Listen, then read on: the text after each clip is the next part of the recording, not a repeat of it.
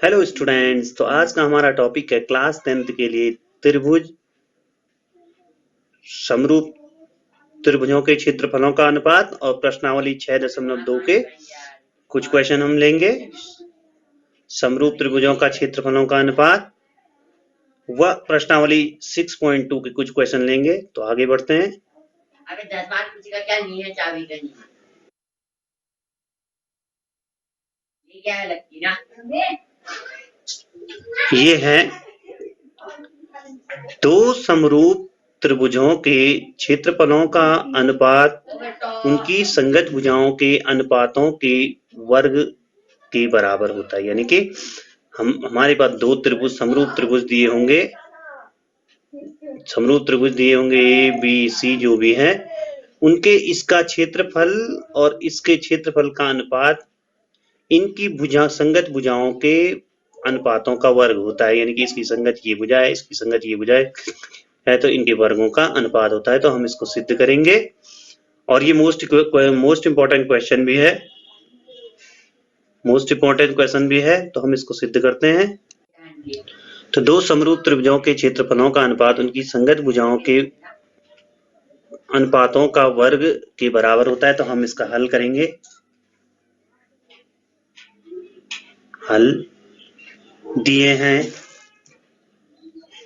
है दो त्रिभुज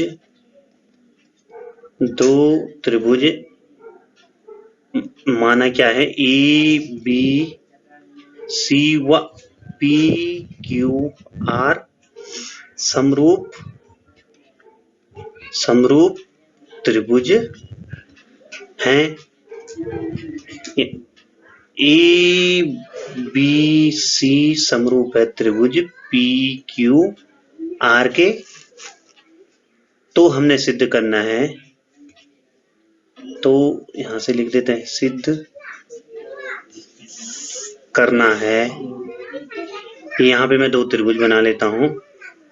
एक त्रिभुज ये है, समरूप होंगे ये ए बी सी, जिनका शेप तो समान होगा लेकिन साइज छोटा बड़ा होगा।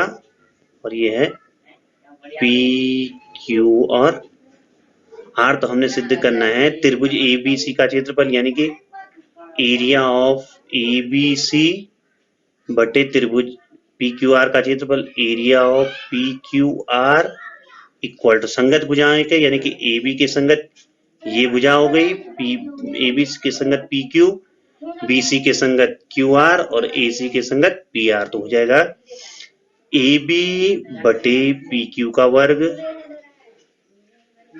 प्लस बराबर बी सी बटे क्यू आर का वर्ग बराबर ए सी बटे पी आर का वर्ग। ये हमने ये सिद्ध करना है, इसको हम सिद्ध करेंगे।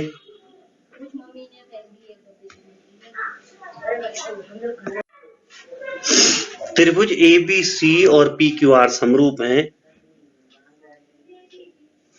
त्रिभुज ए बी सी समरूप है त्रिभुज पी क्यू आर के। तो सबसे पहली बात तो आएगी, इनके संगत कोण बराबर, इनके संगत कोण बराबर होंगे। यानी कि कोण ए बराबर हो जाएगा कोण पी, कोण ए बराबर कोण पी, कोण बी बराबर कोण क्यू और कोण सी बराबर कोण आर। ये सिंपली हो गई। समरूप त्रिभुजों के संगत भाग बराबर होते हैं, तो समरूप त्रिभुजों के संगत कोण बराबर होते हैं। और नंबर 2 मोस्ट इंपॉर्टेंट है, समरूप त्रिभुजों की संगत भुजाओं में समान अनुपात हो। समरूप त्रिभुजों की संगत भुजाओं में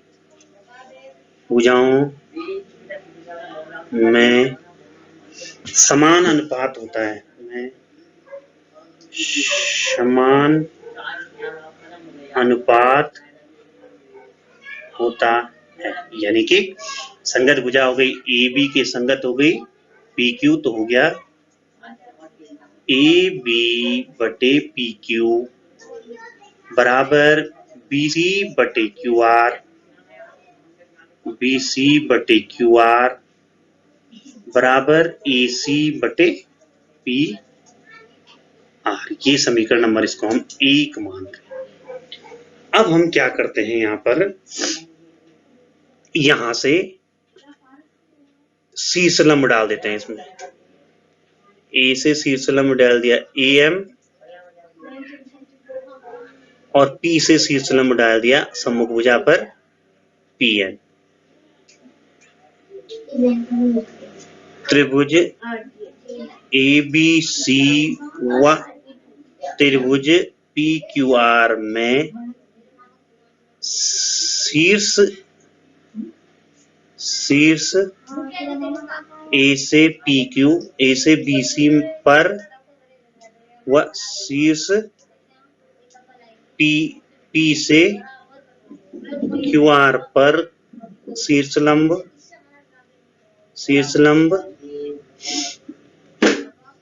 ए एम व पी एन डाले,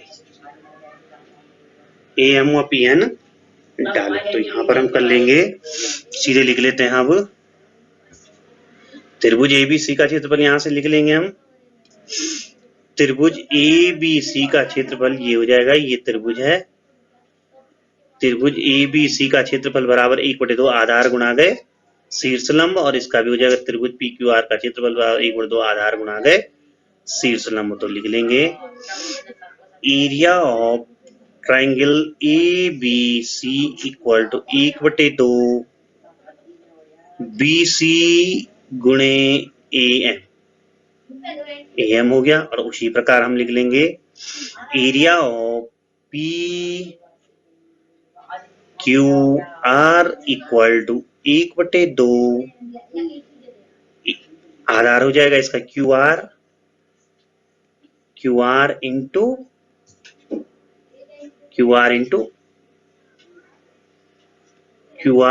पी एल, पी और एन। तो ये समीकरण नंबर हमारी ये 3 हो गई थी, सॉरी 2 हो गई थी, और ये 3 हो गए। अब यहां पर हम करते हैं, यहीं पर ले जाता हूं मैं,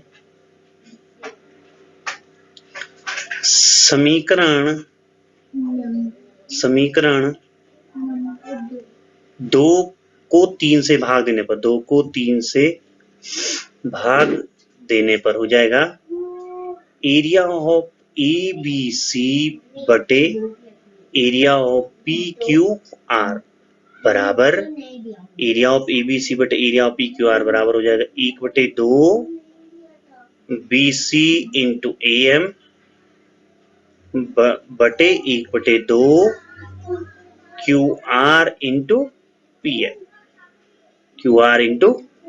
तो अब क्या हो जाएगा, 1/2 से 1/2 कट गया। तो हमारे पास क्या बचा है यहाँ पे, area of A B C बटे area of P Q R equal to, यहाँ पे बचा है बी सी बटे Q R into A M बटे पी एन। इसको हम समीकरण नंबर मान लेते हैं 4। तो हमारे पास ये 3 कंडीशन आ गई थी। सबसे पहले आया था कि त्रिभुज ए बी सी समरूप है पी क्यू आर के, तो कोण ए बराबर कोण पी, ये कोण इसके बराबर, कोण बी बराबर कोण क्यू, ये कोण इसके बराबर, और कोण सी बराबर कोण आर। तो पहली कंडीशन तो ये आ गई थी। दूसरी, ये समरूप त्रिभुज हैं, तो समरूप त्रिभुजों की संगत भुजाओं में समान अनुपात होते हैं, यानी ए बी का अनुपात पी क्यू के साथ, बी सी का अनुपात क्यू आर के साथ, और ए सी का अनुपात पी आर के साथ बराबर होते हैं।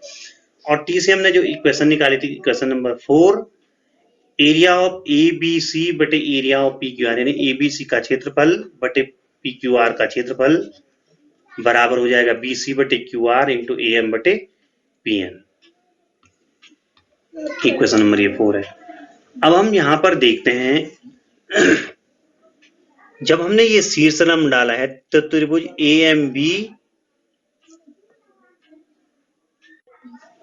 जब हमने ये शीर्षलंब डाला है यहाँ पे त्रिभुज AMB व त्रिभुज PQN, त्रिभुज AMB व त्रिभुज PQ या ABM AMB जो भी बोलो, AMB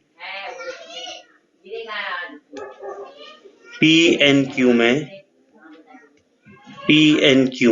अब इन दोनों त्रिभुजों में यहाँ पे देखते हैं कोण B, ये B है, कोण B बराबर कोण Q, कोण B बराबर है कोण Q।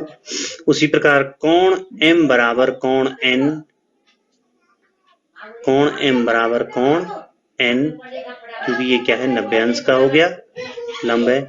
तो इसका मतलब ये हुआ कि किसी दो त्रिभुजों में यदि दो कोण समान है, किसी दो त्रिभुजों में यदि दो आपस में दो कोण समान संगत कोण बराबर हैं तो तीसरा कोण भी समान होगा, यानी कि अतः कोण BEM इक्वल टू कोण QPN भी होगा। तो यानी कि AA से ये दोनों त्रिभुज भी क्या हो गए, समरूप हो गए हैं, क्योंकि किन्हीं दो त्रिभुजों के यदि तीनों कोण बराबर हैं तो तीनों भुजाओं में भी समान अनुपात हो सकता है या समान हो सकती है। यदि समान अनुपात है तो वो समरूप त्रिभुज है और बराबर है तो वो सर्वांग सम त्रिभुज है। तो यानी कि अतः यहाँ से स्पष्ट हो गया त्रिभुज AMB समरूप त्रिभुज हो गया त्रिभुज PNQ के। तो संगत समरूप त्रिभुजों में संगत भुजाओं में समान अनुपात होता है, तो यानी कि AB बटे PQ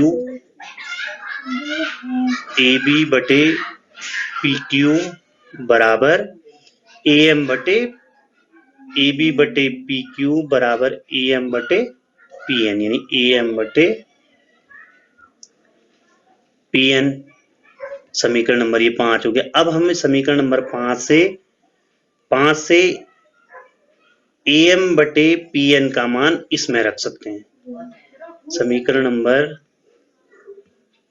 5 से AM बटे PN का मान 4 में रखने पर, 4 में रखेंगे तो क्या हो जाएगा, एरिया ऑफ ABC बटे एरिया ऑफ PQR बराबर BC बटे QR इंटू AB बटे PQ, ये वाला AB बटे PQ। और समीकरण नंबर हमें इससे पता है, समीकरण नंबर 1 से पता है AB बटे PQ बराबर भी BC बटे QR होता है। अब BC बटे QR बराबर भी AB बटे PQ होता है, तो यानी कि मैं इसको भी लिख सकता हूँ AB बटे PQ गुणा AB बटे PQ। तो यानी कि ये इसका मतलब ये हो गया कि यहाँ पर हो गया एरिया ऑफ ABC बटे एरिया ऑफ PQR बराबर AB बटे PQ का वर्ग। यहाँ पे लिखता हूँ समीकरण 4 से, समीकरण 4 ही से स्पष्ट हो रहा है। तो AB बटे PQ हो गया, AB बटे PQ समीकरण नंबर 1 से पता है AB बटे PQ बराबर ही BC बटे QR है, तो ये भी बराबर हो गया BC बटे QR का भी होल स्क्वायर, और यही बराबर है AC बटे PR का होल स्क्वायर। तो हमने यही सिद्ध भी करना था, यहाँ पे एरिया ऑफ ABC बटे एरिया ऑफ PQR, यानी मैं यहाँ ऊपर पे लिख देता हूँ एरिया ऑफ ABC बटे एरिया ऑफ PQR बराबर ये है AB बटे PQ का स्क्वायर, AB बटे PQ का होल स्क्वायर, BC बटे QR का होल स्क्वायर और AC बटे PR का होल स्क्वायर। यही हुआ किन्हीं दो समरूप त्रिभुजों में के क्षेत्रफलों का अनुपात उनकी संगत भुजाओं के अनुपातों का वर्ग होता है, और ये मोस्ट इंपॉर्टेंट क्वेश्चन है। आगे बढ़ते हैं स्टूडेंट्स नेक्स्ट क्वेश्चन पे। तो इस प्रश्नावली का पहला क्वेश्चन है, प्रश्नावली 6.3 का पहला क्वेश्चन है,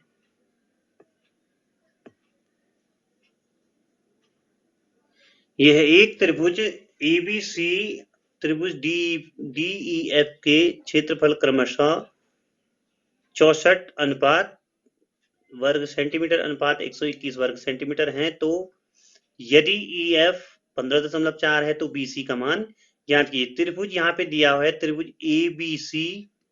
ABC समरूप है DEF के, ये दिया हुआ है, तो यानी कि ये समरूप हैं, तो इनकी संगत भुजाओं में इनके क्षेत्रफलों का वर्ग, क्षेत्रफलों का अनुपात इनकी भुजाओं, संगत भुजाओं के वर्गों का अनुपात होता है। यानी कि यहाँ पे हम लिख सकते हैं, एक सिंपली बना लेते हैं, ये त्रिभुज हो गया ABC और एक दूसरा त्रिभुज बना देते हैं PQ और R। तो दिया है, हल कर लेते हैं, यहाँ पे दिया है त्रिभुज ABC समरूप है त्रिभुज DEF के। तो अतः और क्या क्या चीजें दी हैं, दिया है area of ABC equal to 64 centimetre square और area of DEF equal to 121 centimetre square. तो हम जानते हैं समरूप त्रिभुजों के क्षेत्रफलों का अनुपात उनकी संगत भुजाओं के अनुपातों का वर्ग, संगत भुजाओं के अनुपातों का वर्ग होता है। तो यहाँ पे हमें दो ही चीजें दे रखी हैं कि EF भी दे रखा है, यानी कि EF दे रखा है 15.4 सेंटीमीटर, यानी कि ये दे रखी है, और नहीं, ये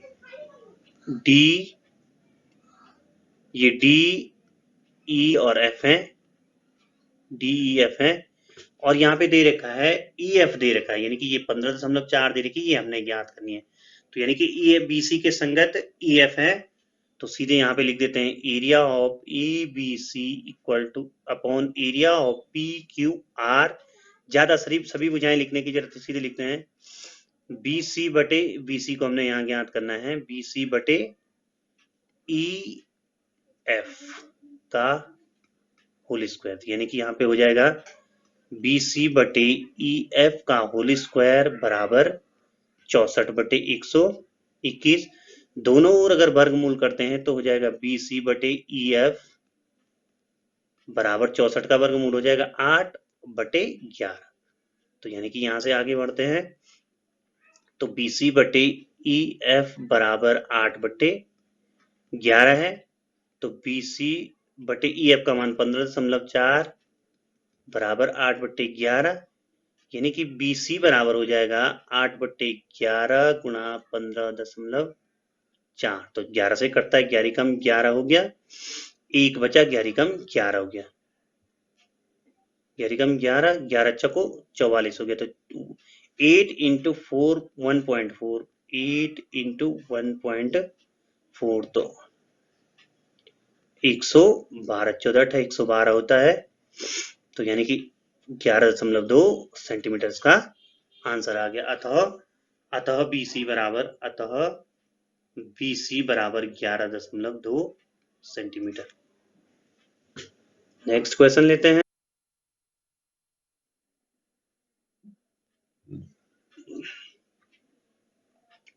सिद्ध करो दो समरूप त्रिभुजों के क्षेत्रफल बराबर हों तो वे सर्वांग सम होंगे।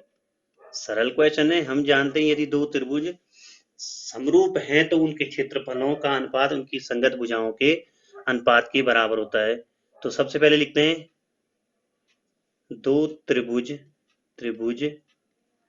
ABC व PQR समरूप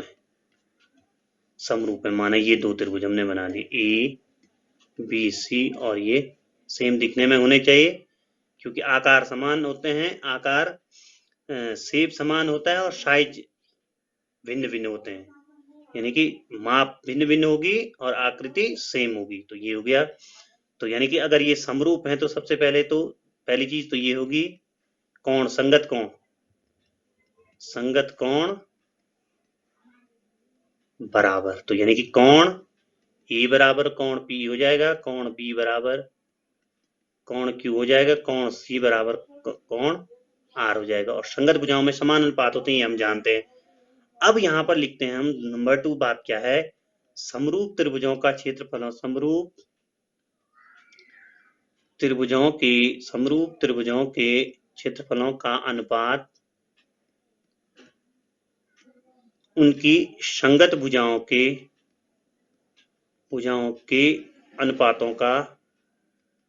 अनुपातों का वर्ग होता है। तो यानी कि अगर मैं लिख दूं area of A B C बटे area of P Q R, तो हो जाएगा ए बी बटे पी क्यू का होल स्क्वायर, बी सी बटे क्यू आर का होल स्क्वायर, ए सी बटे पी आर का होल स्क्वायर। अब प्रश्न बोल रहा है कि समरूप त्रिभुजों का क्षेत्रफल बराबर है समरूप, यानी कि यहाँ पर हो गया त्रिभुज ए बी सी समरूप है त्रिभुज पी क्यू आर के। अब समरूप है और दिया है प्रश्नानुसार area of A B C equal to area of P Q R, यानी कि area of A B C बटे area of P Q R बराबर 1।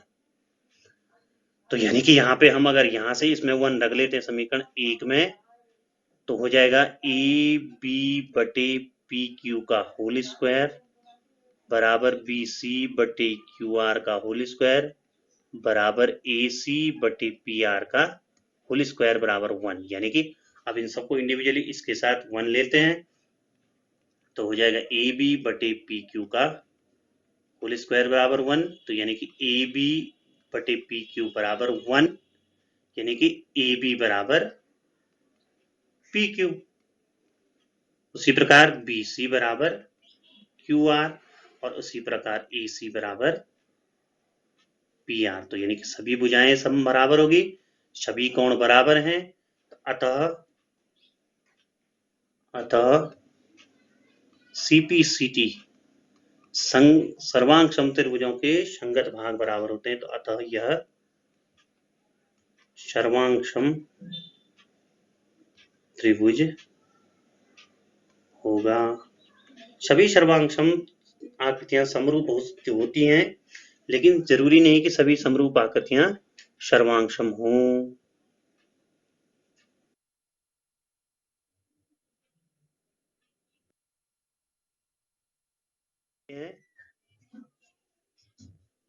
ये दिया हुआ है दो समरूप त्रिभुजों के क्षेत्रफलों का अनुपात 9:16 है, तो भुजाओं का अनुपात ज्ञात कीजिए। तो हल इसका भी वही हो जाएगा। हम जानते हैं समरूप त्रिभुजों के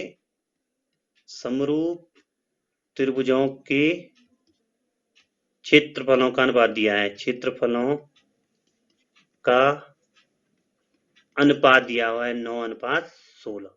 तो हम जानते हैं समरूप त्रिभुजों के क्षेत्रफलों का अनुपात, समरूप त्रिभुजों के क्षेत्रफलों का अनुपात होता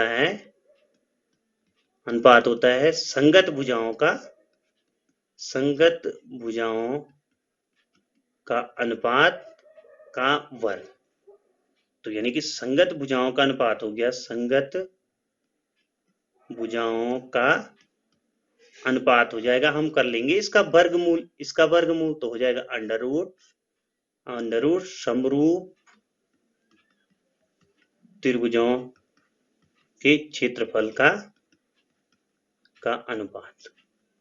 और यहां पर हो जाएगा 9:16, यानी 9 का वर्गमूल हो गया 3 और 16 का वर्गमूल हो गया 4। तो यानी कि क्षेत्रफल भुजाओं का अनुपात हमेशा कम होगा क्षेत्रफल के अनुपात से, और क्षेत्रफल का अनुपात हमेशा ज्यादा होगा भुजाओं के अनुपात से। ध्यान देने वाली बात है यहाँ पर मोस्टली ये जो अनुपात होता है वो पूर्ण वर्ग संख्याएं होते हैं, इसलिए यहाँ पर थोड़ा प्रॉब्लम क्रिएट होती है, बच्चा समझ नहीं पाता है कि क्षेत्रफलों का अनुपात निकालना है या क्षेत्रफल का अनुपात निकालना है या भुजाएं निकालनी। तो यहाँ पे थोड़ा ध्यान से इस क्वेश्चन को देखिएगा। आगे बढ़ते हैं स्टूडेंट्स। Thanks students.